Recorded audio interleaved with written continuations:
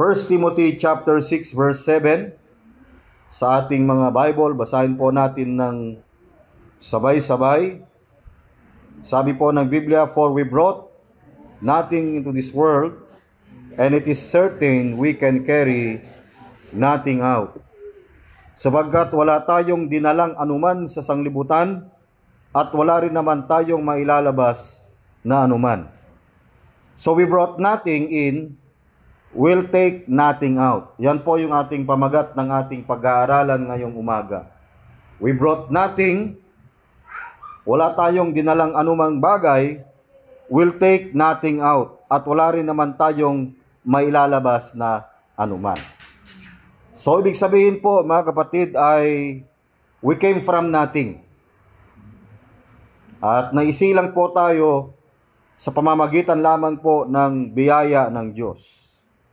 At dito po makikita po natin yung binabanggit ni Apostol Pablo kay Timothy na hindi niya pinangako sa atin ang mga makalupang kayamanan o isang physical na pagunlad, kundi ang tinutukoy po niya ay isang mahalagang bagay, yung tinatawag po nating spiritual blessings in heavenly places. At makikita po natin yan sa Ephesians chapter 1 verse 3, kahit hindi pa po tayo pinapanganak ay pinagpala na tayo ng Panginoon. Amen? Doon sa Ephesians chapter 1 verse 3, ready now, read, "Blessed be the God and the Father of our Lord Jesus Christ, who has blessed us with all spiritual blessings in heavenly places in Christ." Purihin nawa ang Diyos at ang Ama ng ating Panginoong Kristo, na siyang nagpala sa atin ng bawat pagpapalang ukol sa Espiritu sa sangkalangitan kay Kristo. So we are blessed with all spiritual blessings.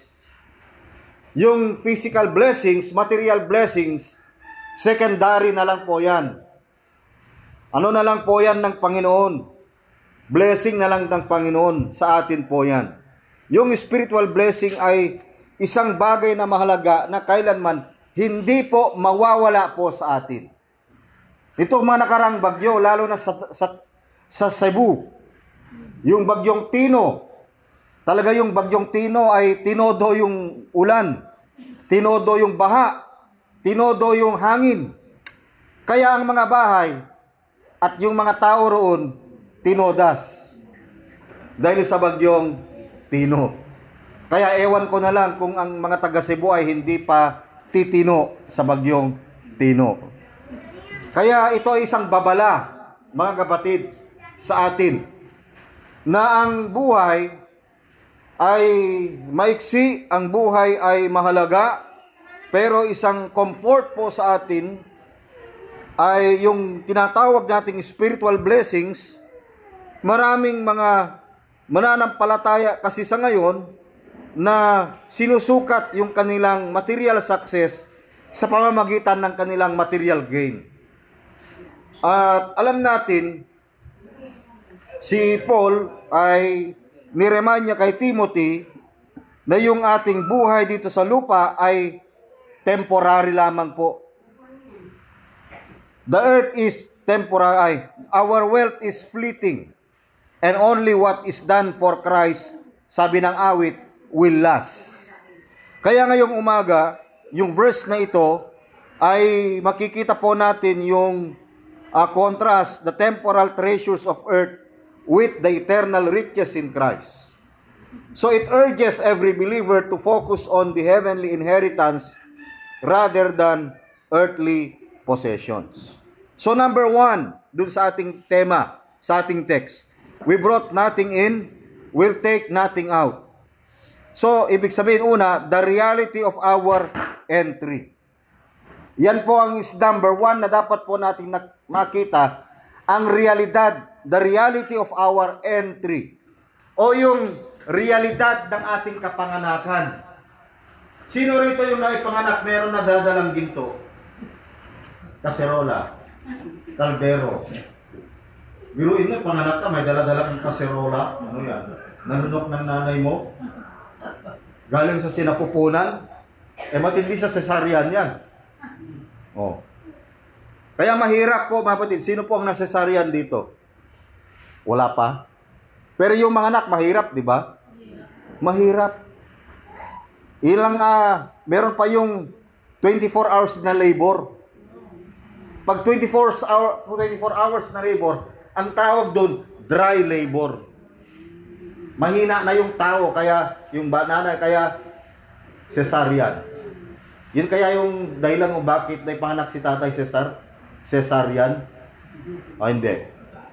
Ikaw, Brad, Cesar ka rin, di ba? Hindi, pero normal. Yan ang normal na Brother Cesar. Kaya dito makita po natin the reality of our entry, o yung realidad ng ating kapanganakan. Sabi po ng Biblia, for we brought nothing into this world. So ibig sabihin, sa buhay na ito ay wala po tayong dala na anumang bagay. Pakitanggal nga yung echo nito. Job chapter 1 verse 21. Job chapter 1, 21. Job chapter 1 verse 21. Anong sabi po ng Biblia? Ready now, read. And said, naked came I out of my mother's womb. Tama nga naman. Sabi ni Job, hubad akong lumabas sa bahay bata ng aking ina. Ibig sabihin, walang damit. Tama? Lahat tayo. Naked came I out of my mother's womb, and naked shall I return hither. At hubad na babalik ako roon. The Lord gave, ang Panginoon ay nagbigay, and the Lord hath taken away. Ang Panginoon din ang nag-alis. Sabi ni Job, purihin ang pangalan ng Panginoon. Blessed be the name of the Lord. Di ba? Napakagandang espiritu. Ibig sabihin, hindi siya connected sa material things. Kung mawala, mawala. Kung meron, meron. Kaya sabi niya, ang kayamanan na meron sa kanya ay ito, blessed be the name of the Lord. Purihin at pagpalain ang pangalan ng Panginoon. Psalms chapter, dito makikita natin, we came with no possessions. Dumating po tayo dito na walang dala-dala. No one is born with gold or garment.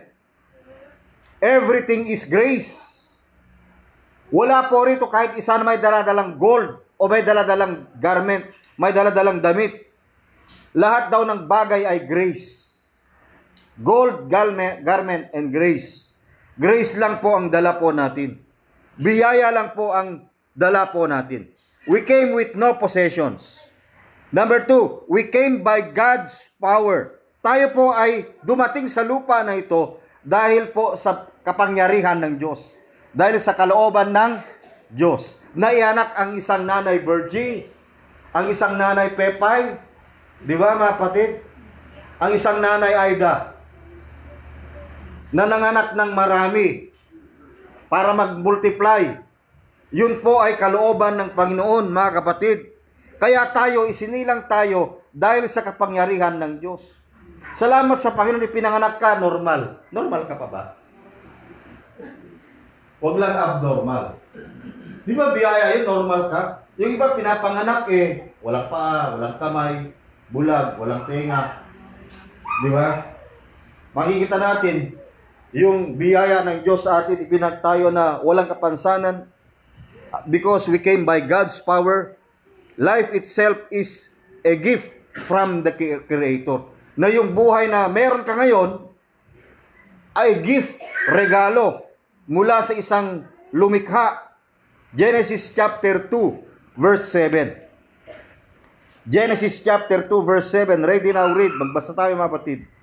Itong dahilan. And the Lord God formed man of the dust of the ground and breathed into his nostrils the breath of life, and man became a living soul. Galing tayo sa alabok, babalik din tayo sa alabok, binigyan tayo ng hininga ng buhay, at ang tao ay naging kaluluwang may buhay. So ito yung tao na may kaluluwa, mayroon pong buhay. So makikita po natin, we came with no possession, we came by God's power, and we came for God's purpose. Yung buhay na binigay ng Diyos sa iyo, mayroon pong layunin. Mayroon pong purpose, mga kapatid. Ngayon, sa buhay na ito, na ibinigay ng Diyos, ano ang magandang layunin mo bilang isang Kristiyano? Anong maganda? Kumain? Matulog? Magtrabaho? Yun ba yun ang ano po nun? Yun ba yung goal po nun? Ano bang layunin? Colossians chapter 1, verse 16. Ito po yung layunin kung bakit po tayo ipinanganak. Colossians chapter 1, verse 16. Anong sabi? Colossians 1:16.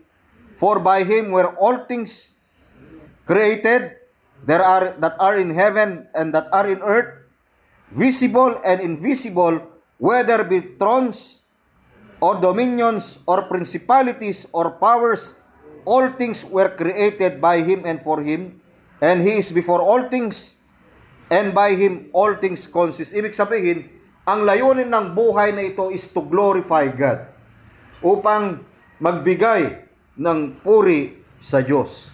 Kaya mahalaga sa atin, mga kapatid, na makita po natin yung identity, yung ating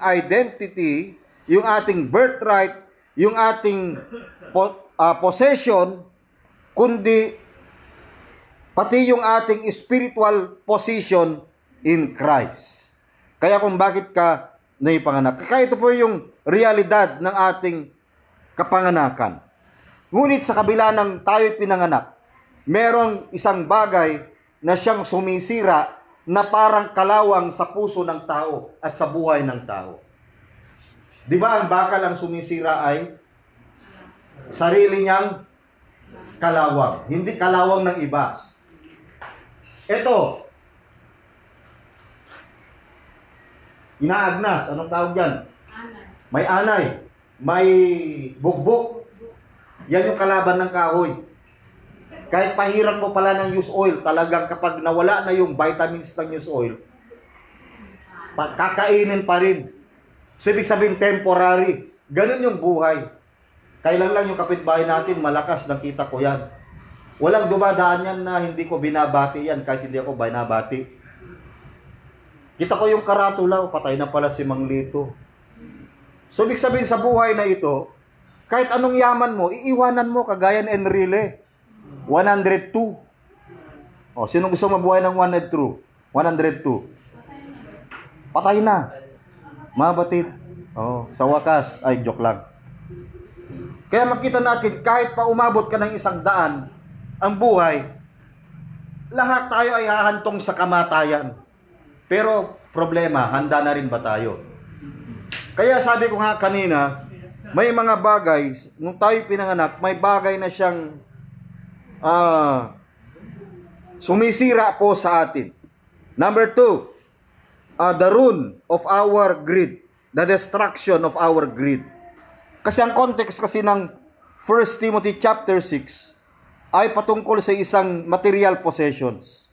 Maraming mga tao ang nanghihinayang. Nung panahon ng Tino, panahon ng Yuan, mga kapatid, nung binagyo, yung iba pa nga nag-post eh. Ang post nila mark safe. Ano ba yung nun? Pag nag-mark safe ka sa sa typhoon, ibig sabihin, nagre-report ka kay Meta, kay Metaning, na sinasabi mo na buhay ka pa. Hindi ka pa tinamaan ng bagyo. Hindi ka pa na deadball. So, you are under monitoring. Beware, ano po? Okay, the ruin of our greed. 1 Timothy chapter 6, verse 9 and 10. 1 Timothy chapter 6, verse 9 and 10.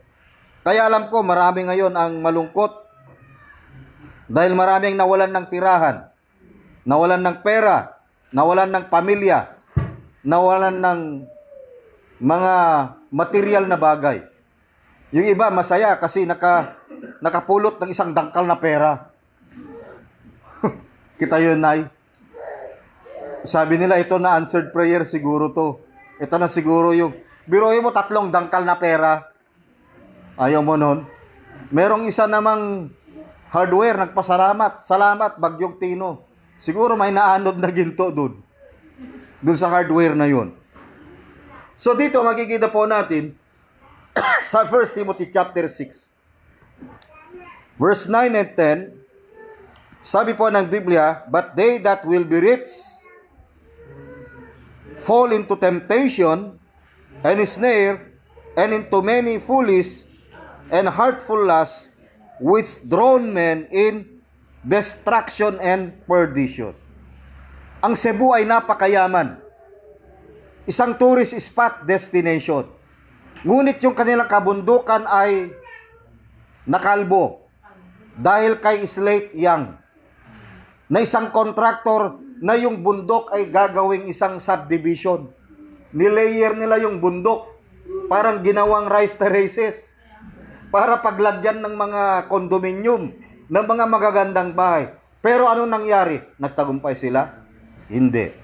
Bakit? Inabuso nila ang ating kalikasan, inabuso ang bundok, kaya ang kapalit ay kapahabakan ng maraming tao. Kaya beware mga kapatid, na tayo ay magiging sakim sa mga material na bagay na kahit ikasisira na ng ating kalikasan, ay wag naman po sana natin abusuhin ang biyaya na bigay ng Diyos sa atin. Kaya hindi ho mangyayari yan kung maubos at matibag ang Sierra Madre mga kapatid. Kaya mahirap po sa ating kapanahunan dahil kahit yung ating gobyerno ay puno ng kasakiman. Kaya ito po yung sisira sa ating bansa, sisira sa ating pamayanan, sisira sa ating komunidad, sisira sa ating probinsya because of our greed. Dahil po sa isang kasakiman. Kaya napakalungkot mga kapatid sa isang tao na sa kanyang may warning ang Panginoon sa Luke chapter 12 verse 15. Tingnan niyo po yan about sa greediness, about sa kasakiman. And he said unto them, take heed, mag-ingat kayo, Luke 12:15, and beware of covetousness. Ang covetousness or greed, parang cancer sa katawan ng tao yan. Mahirap masugpo yan. Ang cancer cells ng tao, kapag ikaw ay mayroong cancer at ikaw ay addict sa matatamis, ibig sabihin, yung cancer cells mo, ano yan? Kakalat yan. Bakit? Dahil ang cancer, paborito niya ay asukal.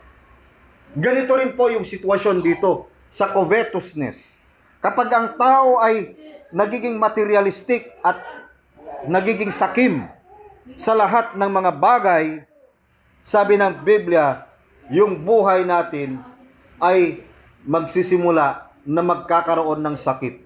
At ang sakit na ito, inilarawan po ito ng Biblia na ang covetousness is like a spiritual leprosy. It's like a spiritual cancer. Anong sabi? Luke 12:15. Take heed and beware of covetousness, for a man's life consisteth not in the abundance of the things which he possesseth. Sapagkat ang buhay ng tao ay hindi sa kasaganaan ng mga bagay na tinatangkilik niya. So this is the ruin of our greed. Ito po yung kasiraan ng ating kasakiman. So ang greed, it will distract us from godliness. Ang kasakiman, nagdidistract po ito ng paglilingkod. Kaya marami ang nahulog po nito. Kaya winawarningan ni Pablo si Timothy sa kanyang aral sa 1 Timothy 6 verse 9, sabi niya, but they that will be rich, hindi po masama ang mayaman. Basta gamitin mo ng tama ang kayamanan. Ang kayamanan, steward yan ng Diyos sa atin. Pinagkatiwala ng Diyos sa atin yan. Amen? Kaya mahalaga rin po yung management. Pero ang mangyari kasi, sila yumaman, but they fall into temptation and snare. Yung iba nagkaroon ng pera, nag-drugs. Di ba? Marami. Nagsugal. Marami bang yumaman sa sugal? May mga kwento-kwento dito no, nakapanang maleta, merong sa Tugigaraw, pero buhay niya ngayon, bumalik din. Natalo rin sa sugal. Natalo sa babae. And temptation and snare, and into many foolish and heartful lusts. Nangahulog sa tukso at silo at maraming mga pitang hangal at nakakasama na siyang naglulubog sa mga tao sa kapahamakan at kamatayan. Meron ba nagtagumpay ng mga kontraktor ngayon? Wala. Bakit? Kasi nalubog sila sa kapahamakan at yung iba sa kamatayan. Bakit? Kaya ang warning ng Diyos, yung kasakiman kasi na pwedeng mangyari at pwedeng idudulot sa atin bilang isang mga mananampalataya. Kaya mahirap po eh. Yung manloko ka ng kapwa mo, ibig sabihin kapag naloko mang kapwa mo dahil sa kasakiman, wala nang magtitiwala sa iyo kahit isa. Tama? Ay, ayoko yan, niloko na ako eh. Oh. Hindi na uulitin yan, mga kapatid. Kaya mahirap. Verse 10, for the love of money is the root of all evil. Hindi sinabi, money is the root of all evil. Ang sinabi ay, the love. Ang pag-ibig sa salapi ay ugat ng lahat ng uri ng kasamaan. Tingnan nyo, magrarally ang bansa natin. Bakit? Dahil halos lahat ng congressman, mga senador, kurakot. Bakit? Ang pagiging kurakot, ito yung nagpapalubog sa ating bansa. Mga kapatid, tandaan po natin, walang yumayaman sa pagiging kurakot. Kung hindi ka mamatay, kung hindi ka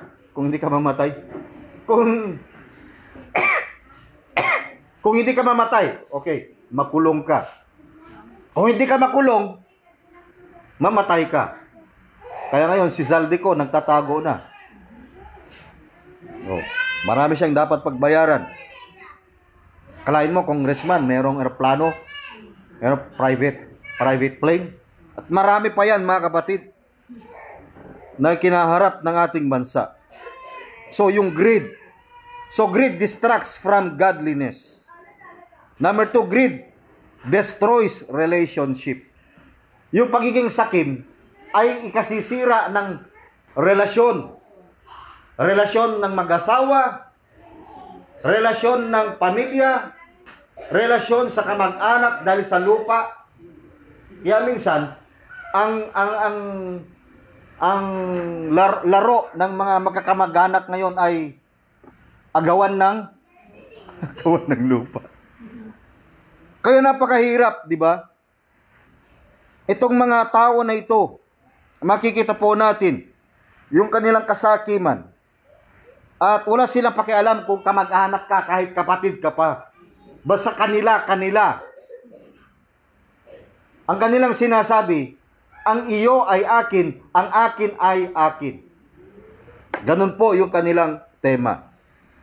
Greed destroys relationship. The love of money, sabi natin kanina, sabi ng Bible, is the root of all evil. Number 3, greed defiles our testimony. Yung kasakiman, it defiles our reputation, our testimony. Yung ating pagkatao, sinisira niya yung ating pagkatao. A covetous Christian contradicts the gospel of grace. Ephesians chapter 5 verse 3. Ephesians chapter 5 verse 3. Pag-pray natin mga kapatid na kung anong kalooban ng Panginoon, kung matuloy ako ng Manila, kung hindi tayo maipit sa sa rally, ano? Kung maipit man tayo, makipag-rally na rin tayo doon.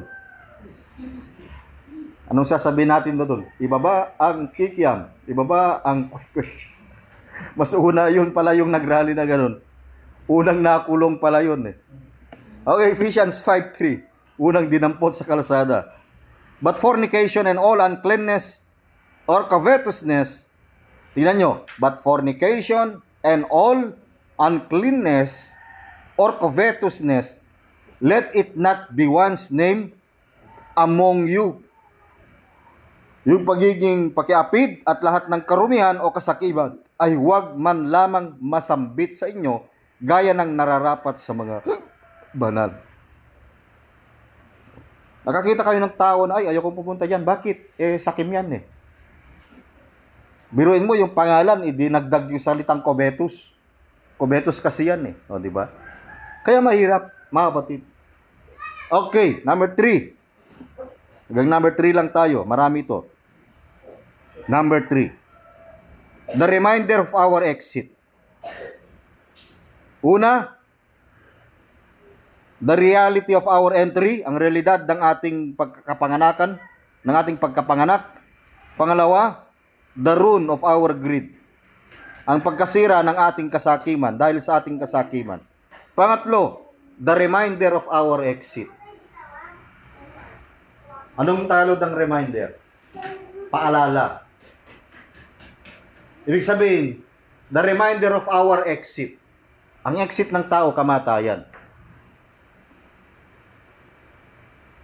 Ito yung paalala sa ating kamatayan. Sabi ng 1 Timothy chapter 6, verse 7. 1 Timothy chapter 6, verse 7. 1 Timothy chapter 6, verse 7. Ready now, read. For we brought nothing into this world, and it is certain, sigurado, we can carry nothing out. That is the reminder of our exit. That we can carry nothing out.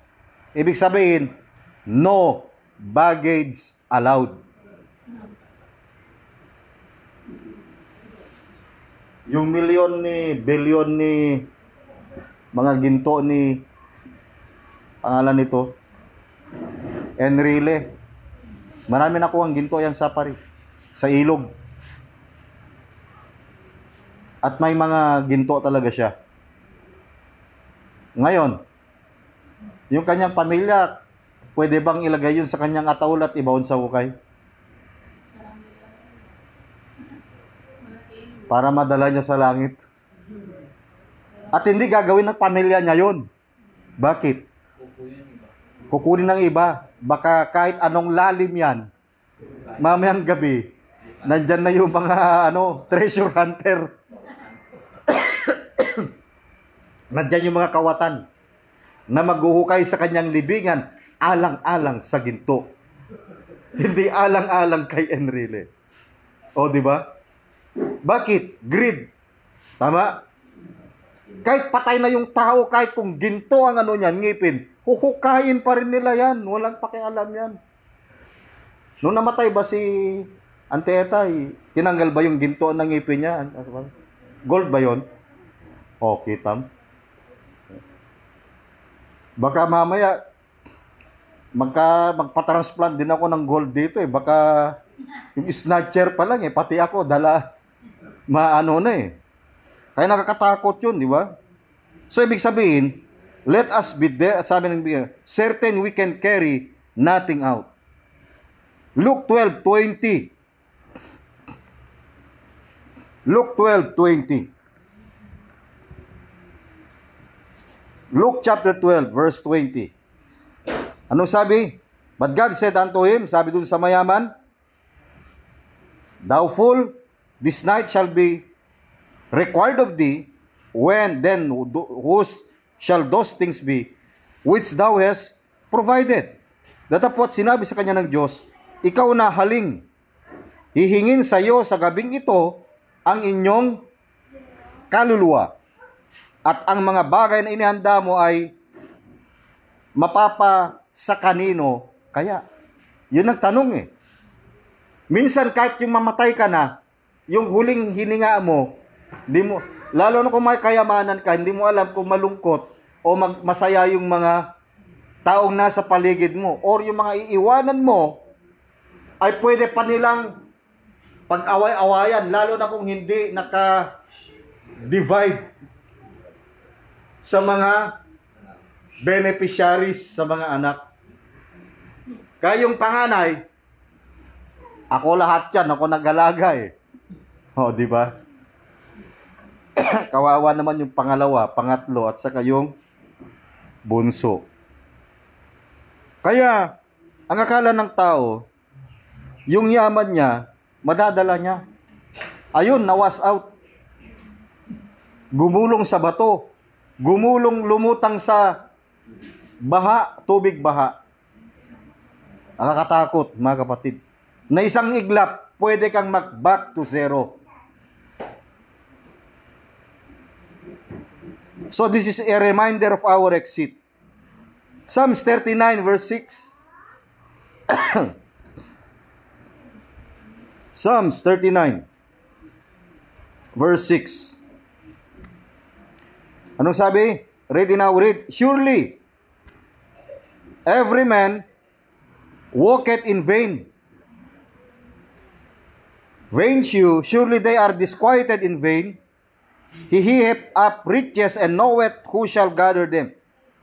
Tunay na bawat tao ay lumalakad sa walang kabuluhang lilim. Tunay na sila'y nagugulo ng walang kabuluhan. Kaniyang ibinubunton ang mga kayamanan at hindi nalalaman kung sinong nagsisi pulot. Yung yaman nila, hindi na nila alam kung saan, kung sino na ang pumulot. Bakit? Naanod kasi ng baha. Kinakay ng malakas na hangin. Nakuha ng bagyo. Akalain mo naka-drawer na pera, oh. Maganda yung napulot niya, polymer. Marima basa, karwas mo lang. Oh. Kaya yung mga dalawang tao,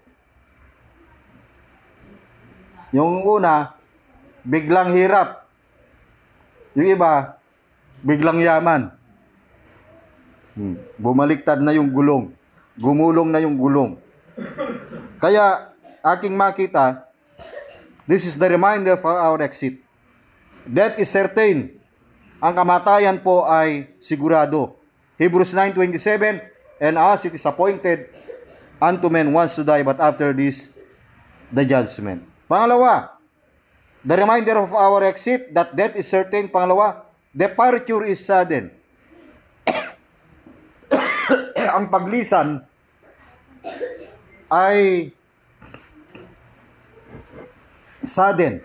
No, sudden sa Tagalog.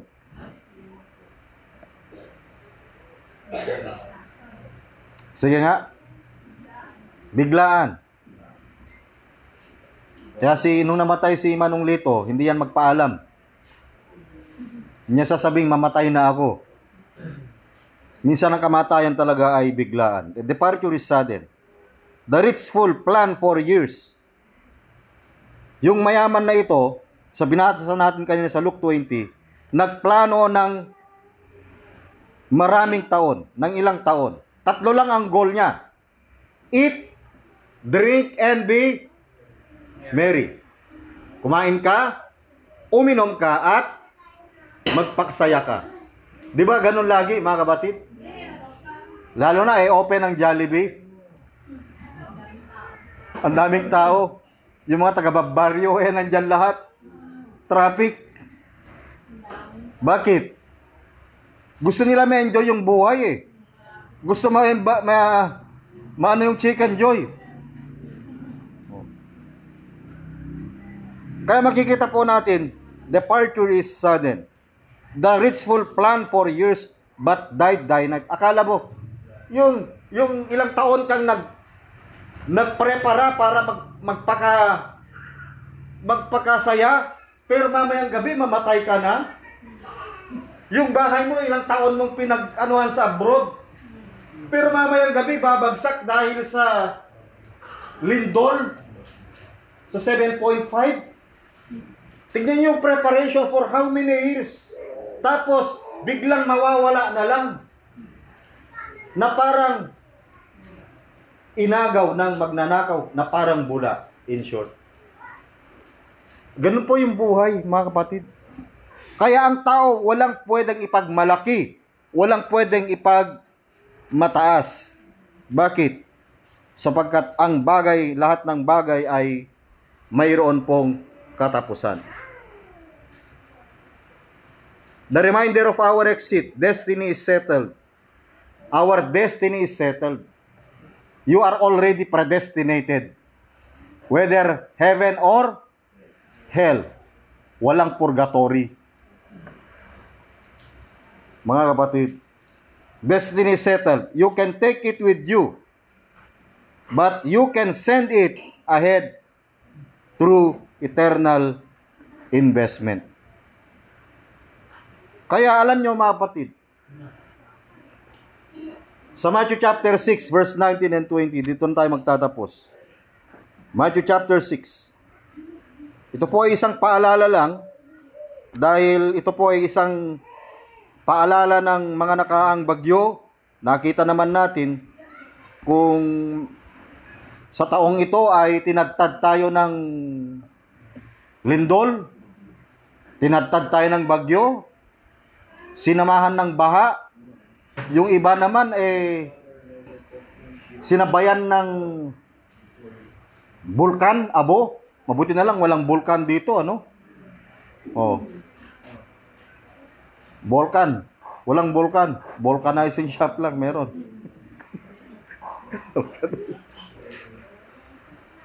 Kaya maraming hamon yung iiwanan ng taon na ito. Baka meron pang pwedeng mangyari pagkatapos ng taon na ito. O yung papasok ang taon, di ba? Marami. Hindi natin hawak ang panahon. Hindi natin hawak ang buhay. Hindi natin hawak ang pwedeng mangyari po sa atin. Pero sabi ng Matthew 6:19 and 20, patungkol sa ating yaman, lay not up for yourselves treasures upon earth, where moth and rust doth corrupt, and where thieves break through and steal.